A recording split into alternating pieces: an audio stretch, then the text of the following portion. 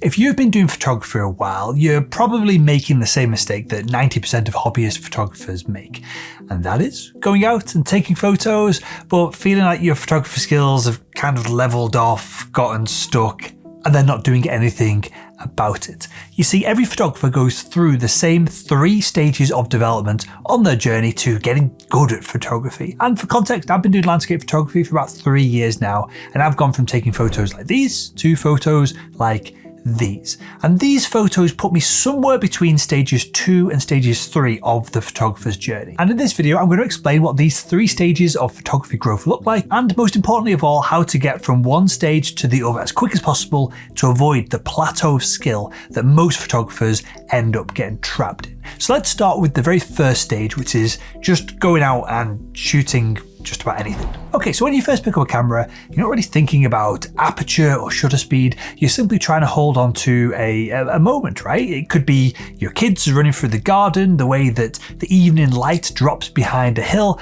or your dog on a mountain. At this point, your confidence as a photographer is quite low, and also your skill set is quite low as well. You don't know what you don't know at this point, and that is exactly why this stage of photography development feels so fun. There's no pressure, there's no judgment. You're just in this excitement of freezing a scene or a subject and capturing a photo. And this stage of the photographic journey sits at the bottom left of what's called the Dunning-Kruger curve. So low confidence, low competence. And without going too far into the details, the Dunning-Kruger curve illustrates how people with low ability in a specific area tend to overestimate their confidence and their skill set, whilst those with high ability often underestimate their skills. Basically, as people gain more knowledge, their confidence may initially drop before then stabilizing at a more accurate point of self-assessment. So at this point, perhaps you don't understand exposure, focus, or even composition, but this ignorance feels like a bit of freedom. You're likely in auto mode, and so when you press the shutter, the camera is deciding everything for you: the ISO, the aperture, the white balance, the whole shebang, the whole lot. And sometimes you're going to find that the result is going to be surprisingly decent. Other times it's going to look like a blurry mess and be an absolutely atrocious photo, but sometimes it's not half bad. Either way, you're going to shrug, because at this stage the photos are good enough. You're not trying to compete with anyone else. But here is the catch. Without realizing it, you're also stacking bad habits here. Perhaps your horizons are always a little bit wonky, or you cut people's feet off when you're doing group portraits, or you shoot in dim light and you end up with noisy images because you're using the camera in automatic mode. And since nobody points any of this out, well, you just keep repeating the same mistakes over and over and over. This is why so many hobbyist photographers get stuck in this stage 1 of photographic growth for months, if not years. They shoot thousands of photos, but they never improve because they don't really know, because they're not asked for feedback, which part of their image needs fixing. Think of it like learning to play darts blindfolded. You're going to throw your dart, you're blindfolded, you're in a pitch black room, and you're going to hear the thud as it hits something. Hopefully the dartboard is not just wrecking the wall behind it, but you never see the dartboard, and so you never see the results, and so you can never narrow in and improve your skill set at playing darts. Sure, it's going to feel fun at first, but you're never going to get any better working like that. And photography works exactly the same way. You might be practicing, but without any feedback loop, your growth is going to stall. And a quick side note here, if you want to get better at photography, you can get feedback on your images by joining the Photography Explained Facebook group. All you got to do is click the link that's below this video, jump in there and submit your photos, and both myself and other members of the Photography Explained community will take a look and offer some free, friendly advice. So click that link in the description if you want to join the Photography Explained Facebook group and get that feedback loop going so you can improve quicker. Now, with all that said, this beginner stage of photography still plays a critical role. It's where most people fall in love with photography in the first place. It's what makes you want to take it further. Because imagine this, right? Imagine if you wanted to take your first picture, you had to learn all of the technicalities of photography. And this was the case maybe 30, 40, 50 years ago. You had to learn all kinds of stuff to get an exposure that could be actually used and it wasn't just either black or white from being under or overexposed. You just wouldn't bother if that was the case. But in the digital era, this messy, carefree stage of your photography journey is like splashing in the shallow end of a pool before you've got to work hard and get some proper effort in there to go and swim some laps. Eventually though, this stage comes to an end. Curiosity creeps in. You notice other photographers' images online or in books or in print, and you go in, why doesn't my photos look like that? Or in the same place, same time, why do their photos look so good? And that's where the itch starts. You tell yourself, just need a better camera, or sharper lenses, or more megapixels, or a better camera body, and my photos would instantly improve. And right there, when you have that exact thought, you're just about to step into the second stage of the photography skill set roller coaster. Okay, so stage 2 of the photographic journey is where the real madness begins. You've taken a few nice shots on your phone, most likely, or perhaps you've got an entry-level digital camera. But then you start comparing these photos with the stunning landscapes or portraits or whatever you're interested in, wildlife photography that you see online. Suddenly, you're convinced that the only thing standing between you and professional level magazine quality results is your camera gear. And this is obviously dumb, but this is the stage that almost everyone goes through.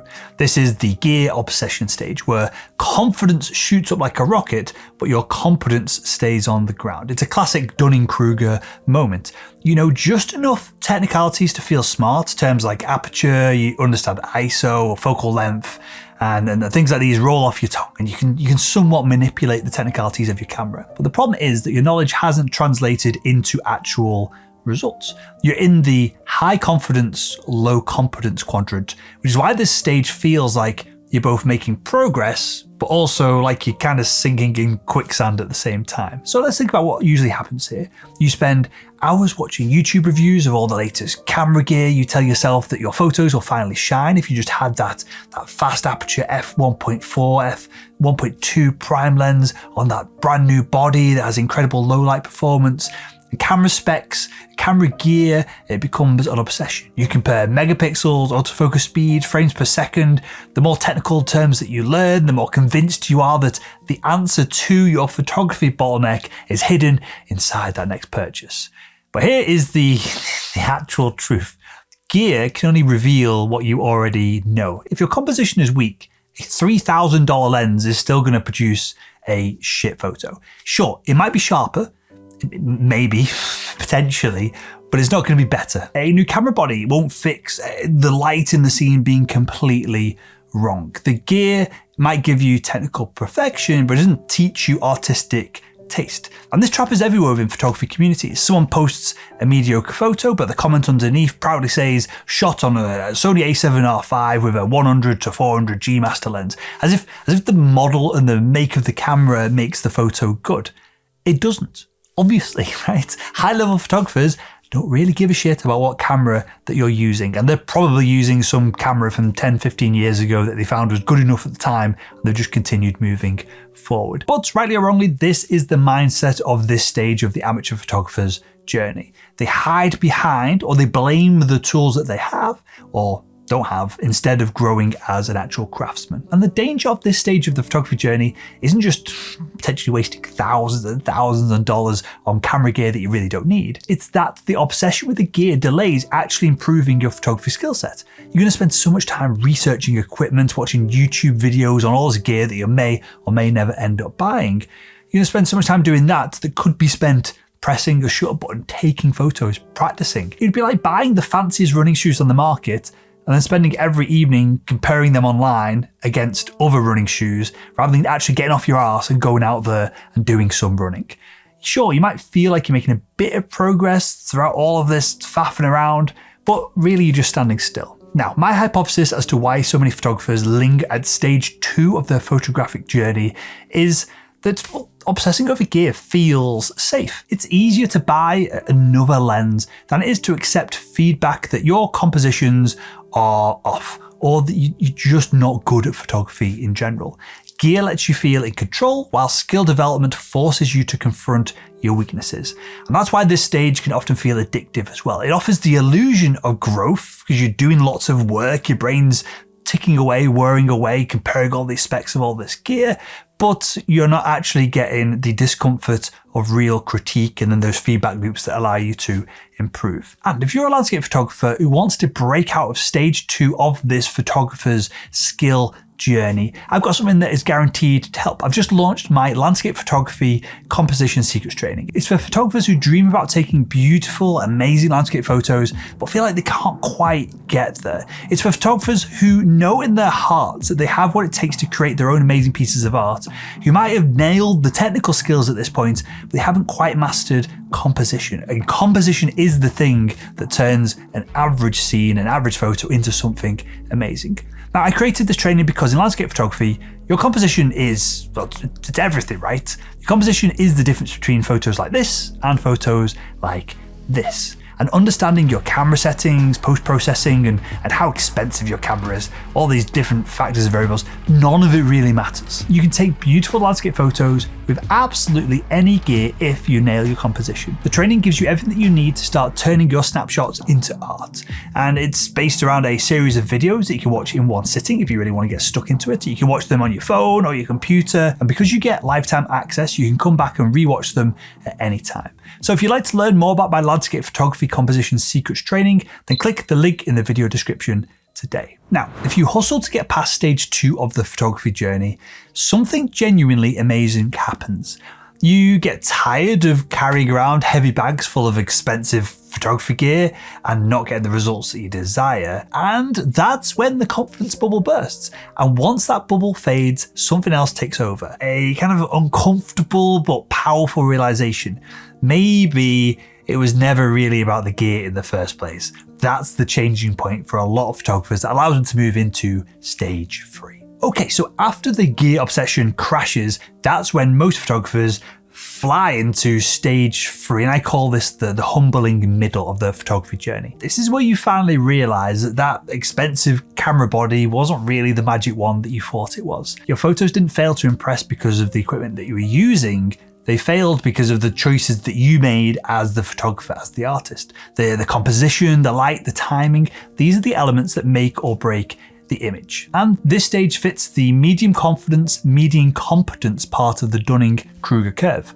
Your confidence dips because, well, this is healthy, right? But you realize that you weren't as good as what you thought you were. And at the same time, your actual competence starts to grow. You start paying attention to details that you would usually miss. Suddenly you notice when a background is a little bit distracting and it's pulling the viewer away from the subject, or when the light is just a little bit too harsh and you wait that extra 10-15 minutes when you're out doing landscape photography for the sun to come up or go down and the light to improve. Taste becomes your new focus. And taste is your ability to tell a strong photo from a weak one, not just in your own work, but in other people's work as well. And well, taste doesn't come from buying anything, it comes from repetition, feedback, and studying good photography, just looking at it over and over and over again. Our brains are these incredible pattern recognition machines. If you look at enough good photography, some of that is going to seep in and you're going to start to recreate it, which is absolutely a positive thing. I mean, just think about feedback for a second. But in stage 3 of the photographer's skill journey, you begin to crave critique. You want other people's eyeballs on your images giving you feedback because they might be able to see something that you can't see. Someone says the landscape feels flat because you're shooting at midday and the sun is completely just straight above you. So the next time you go to that location, you shoot at either the end of the day when the light is coming across the scene that gives it more depth, or when there's clouds, or when the weather is kicking off. You do something different, and that's what gives the image more depth, and that's what increases your level of competence. And stage 3 of this photographer's journey is also the stage where you start to see your scene, your final image, before you press trigger, before you start to shoot. Instead of pressing the shutter and just hoping for the best, you start to scan the frame for distractions. You might ask your subject to move from one place to another. You might take a few steps one way or the other if you're doing landscape photography. You're trying to see before you press the shutter, is the subject going to get lost in the background? Is the light actually flattering, or is this just convenient and I'm just stood here because I can be stood here? These checks start to happen automatically. You become unconsciously competent at what you're doing. These changes start to reshape your photography faster than basically any upgrade of camera body or lens or gear or tripod, any piece of gear ever could. At this stage, many photographers also start to realize the value of going out and shooting more rather than just sitting there watching YouTube videos. Additionally, photographers at this stage of the photography skill journey, they go out shooting more because they're not waiting for the perfect conditions or the perfect weather or the timing or whatever it is. They just go and shoot more photos. They take the camera everywhere. They shoot in harsh light to see how shadows behave and to challenge themselves to see if they can get shots in locations in harsh light that they've never been able to before. They photograph in rain to see how reflections change a scene. Each outing then starts to sharpen your instincts. So you know that when the right moment does come, you're going to be ready just because you've done a lot more photography at that point. And here's the best part. If you stick with photography when you get to stage 3 of your journey, your confidence and your competence start to grow together. And this is where you finally start to get good. And this leads us to stage 4. Now, stage 4 of the photographer's journey isn't reached by many photographers, which is why I didn't mention it at the top of the video. But this magical place does actually exist. I've seen it. I'm not there, but I've seen other people at this level. Okay, so if you've made it through the humbling middle, you eventually step into the most rewarding stage of your photography journey, and that is having real competence. At this point, you're no longer fooled by gear or dazzled by specs. You understand that a great photo doesn't come from the camera, it comes from, it sounds kind of cliche as I say it, but it's true, it comes from the person behind the camera. This is the high competence, high confidence stage of the Dunning-Kruger curve. This is stage 4 of your photographer's journey. But unlike the inflated confidence from earlier on, this confidence is grounded. You've faced mistakes, you've had critiques, you've learned lessons the hard way. Maybe you're pro, semi-pro, maybe you're doing a lot more photography than people in the other stages of this journey at this point. And all this experience changes how you see photography itself. And perhaps the biggest shift here is perspective. You laugh at your old gear obsession because you know how a skilled photographer can do more with just a crappy lens, a crappy camera or an iPhone than a beginner can with a full bag of gear. It's like watching a chef cook an incredible meal with nothing more than just a couple of what we think are random ingredients, a knife, some salt and some oil. Sure, the tools do matter a little bit, but not nearly as much as the hands that are using the tools to do that cooking. And here is the big twist. And this is how I know when I chat to typically professional photographers, high-level photographers, that they're at this stage 4 of their photographer's journey. At this stage, these individuals don't feel like they've arrived because the more competent they become, the more they realize that there is just so much more to learn. And that humility keeps them improving year after year, decade after decade. And if you want to take the first step in leveling up your photography right now, then why not click the video that's on the screen.